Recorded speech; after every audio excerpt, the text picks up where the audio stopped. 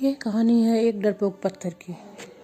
कुछ समय पहले की बात है कि एक गांव में एक मूर्तिकार रहता था। उसे एक मूर्ति बनाने के लिए पत्थर की आवश्यकता थी। वह पत्थर खोजने के लिए जंगल में चला गया। वहां पर उसे एक अच्छा और सुंदर सा पत्थर मिल जाता है जिसे मूर्ति का आकार देना बहुत ही आसान था। वह इस पत्थर को देखकर खुश हो जाता है और उस पत्थर को उठाकर अपने साथ अपने घर ले जाने लगता है। जब वह रास्ते में आ रहा होता है तो एक और पत्थर मिल जाता है। मूर्तिकार उस पत्थर को भी अपने साथ ले जाता है।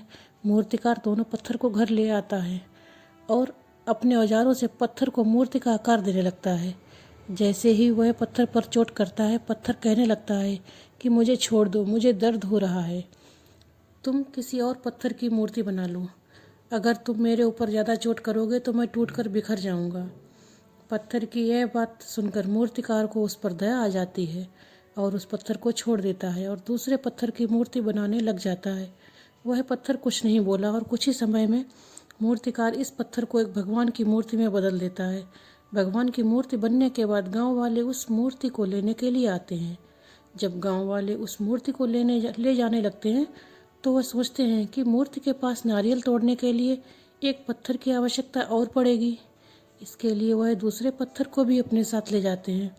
गांव वालों ने मूर्ति को मंदिर में रख दिया और उसी मूर्ति के नीचे दूसरे पत्थर को भी रख दिया। जब मंदिर में लोग पूजा करने के लिए आते तो वह मूर्ति पर दूध चढ़ाते और फूलों की माला डालते और नीचे रखे पत्थर पर नारियल को फोड़ते थे। इससे पत्थर बहुत परेशान होता था। जब भी लोग उस पर नारियल फोड़ते थे उसको दर्द होता था। इस पर पत्थर मूर्ति बने पत्थर से बोलता है कि तुम तो बहुत ही आराम से में हो।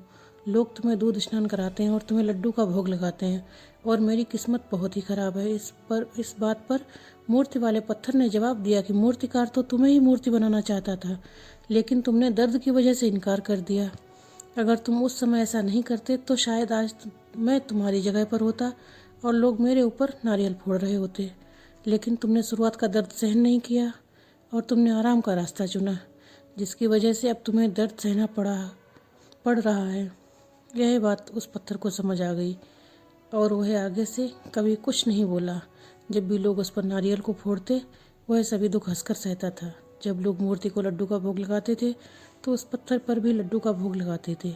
इस कहानी से हमें ये सीख मिलती है कि हमें कभी भी कठिन से कठिन परिस्थिति में घबराना नहीं चाहिए, क्योंकि शुरुआत में हमारे जीवन में कठिनाइयाँ आती हैं लेकिन बाद में सब कुछ ठीक हो जाता है। जो व्यक्ति शुरुआत की कठिनाइयों का सामना करके आगे बढ़ जाता है उसका आने वाला पूरा जीवन सुखमय हो जाता है।